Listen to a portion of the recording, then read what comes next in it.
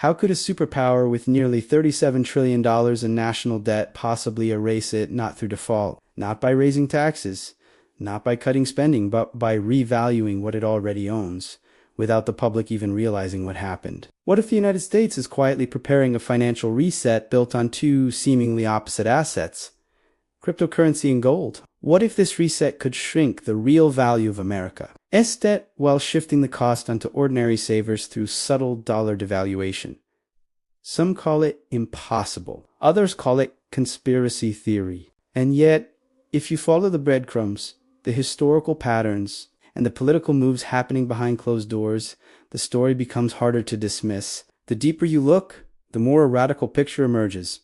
A nation sitting on undervalued assets, modern and ancient, preparing to pull a lever hidden in plain sight. To understand how this theory works, we need to retrace the steps that brought the United States into its current position. As of late 2025, the U.S. national debt hovers around $37 to $38 trillion. This number grows by billions every single day. With high interest rates, the annual cost of servicing this debt alone is massive, hundreds of billions of dollars that could otherwise be used for infrastructure, defense, healthcare, or anything else. As deficits widen and interest payments compound, many economists warn that traditional debt management tools no longer scale. Cutting spending is politically suicidal. Raising taxes is equally unpopular. Defaulting is catastrophic. Growing out of debt becomes mathematically impossible when debts rise faster than GDP. In other words, the US has entered the phase where old solutions cannot fix new problems. But this isn't the first time America has faced an unsustainable monetary situation. During the Great Depression, President Franklin D. Roosevelt issued Executive Order 6102, which required citizens to surrender their gold to the government. By doing so, he artificially increased the government's control over gold supply. Shortly afterward, he revalued gold from about $20.67 per ounce to $35 per ounce. That single accounting maneuver generated a massive profit for the U.S. government because the official value of its gold reserves jumped immediately. Nearly 40 years later, in 1971, the Nixon administration dismantled the gold-backed dollar under the Smithsonian Agreement, effectively devaluing the dollar and resetting the global monetary system. Both events prove a critical point. The U.S. government has a long history of manipulating the value of its reserve assets, especially gold, to reshape its financial reality. Fast forward to the modern era, a new set of assets has emerged: cryptocurrencies, particularly Bitcoin. What was once digital fringe currency is now viewed by many as a sovereign-level strategic asset. Hedge funds, corporations, and even nations are stockpiling it. At the same time, gold is surging again, and analysts have begun questioning why the U.S. Treasury still values its massive gold reserves at the outdated accounting price of just $42.22 per ounce, a number from the 1970s. The market price is dozens of times higher, which raises an uncomfortable question. Why keep gold so absurdly undervalued on paper? Unless you might one day want to revalue it, key political players began shifting their tone around crypto and gold starting in early 2025. Former President Donald Trump signed an executive order establishing a strategic Bitcoin reserve, formalizing government custody of Bitcoin seized in criminal cases. Senator Cynthia Lummis proposed legislation known as the Bitcoin Act, advocating that the U.S. accumulate up to 1 million BTC as a national reserve. Influential voices like Michael Saylor began openly arguing for the U.S. to use Bitcoin as the new backbone of its balance sheet, similar to how gold once supported the pre-1971 monetary order. Meanwhile, the Federal Reserve and Treasury continued holding approximately 261 million ounces of gold in enormous stash, still recorded at trivial historical prices. If gold were revalued to its modern market level, let alone a crisis-adjusted price, the paper gains would be massive. By late 2025, a theory began circulating, one that blends historical patterns with new digital dynamics.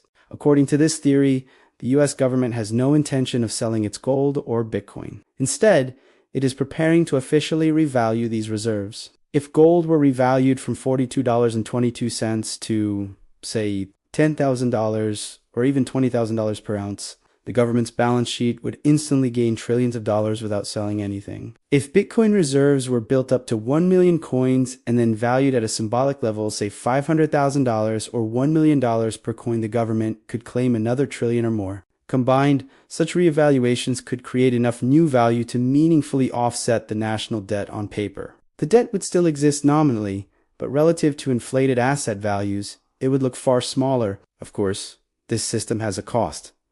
The US dollar must devalue. Just as in the 1930s and 1970s, asset revaluation is simply the mirror image of currency debates. By raising the value of gold and crypto, you reduce the purchasing power of the dollar. The process is stealthy and slow, but impactful.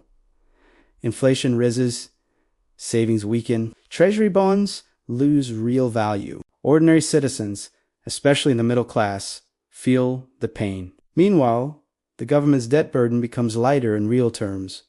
It's not paying off the debt, it's shrinking the value of the yardstick used to measure it. To follow how this strategy might unfold, it helps to break the story chronologically. The origins lie in rising debt and the crises of the early 2020s, when traditional debt solutions failed. Then came the political rise of pro-crypto and pro-gold figures, pushing narratives about sound money, digital reserves, and revaluation. The breaking point is today, with debt at impossible levels, gold officially undervalued, and Bitcoin becoming a geopolitical tool. Economic forces deficits, interest rates, inflation have cornered policymakers. Revaluation is one of the few high-impact levers left. The fallout of such a reset would be uneven, asset holders win, dollar savers lose, government liabilities shrink, and global markets undergo a monetary realignment. Critics rightly argue that this theory is extreme. Some call it sensationalism or financial fear. They point out that Bitcoin's volatility makes it unsuitable as an official reserve. Others warn that revaluation could trigger inflationary spirals or undermine global trust in the dollar. Traditional economists say the Federal Reserve Act restricts the types of assets the Fed can officially hold. Still,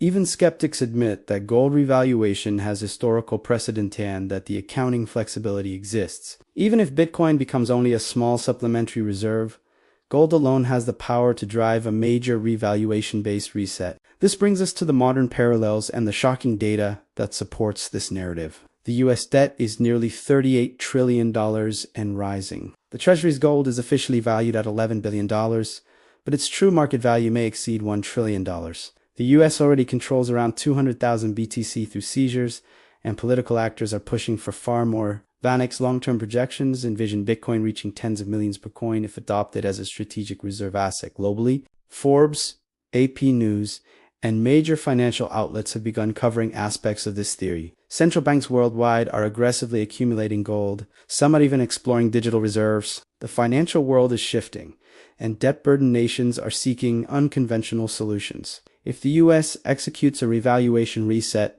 three critical insights emerge. First, this approach isn't mere conspiracy. Governments have done similar maneuvers before, and the legal structure already exists to do it again. Second, the reset wouldn't magically pay off, that it would simply change the accounting landscape, shrinking debt's real weight through asset revaluation and dollar dilution. Third, ordinary citizens must understand the risks. A reset would disproportionately hurt those holding dollars, bonds, or cash-based savings, while benefiting those who hold gold, Bitcoin, or real assets. This leads to an uncomfortable but necessary warning. If such a financial reset occurs, it could permanently alter the value of money, the global financial hierarchy, and the everyday cost of living. It may deepen inequality between those who anticipate the shift and those who do not. And it raises an ethical question. Should governments be allowed to quietly erase debts by manipulating asset values, effectively taxing the population through inflation rather than legislation? Perhaps the most important takeaway is the open-ended nature of what comes next. If the US revalues gold and crypto to offset debt, will other nations follow? Will the world drift into an era where reserve assets determine currency power more than ever before? And if debt can be managed through accounting rather than austerity, what does that mean for future fiscal responsibility? If you found this deep dive useful, share it, subscribe, and join the discussion. Do you think the US is preparing a stealth financial reset, or is this theory too extreme to be real? Whatever you believe, one thing is certain: the future of money is changing, and the changes will affect you whether you prepare for them or not.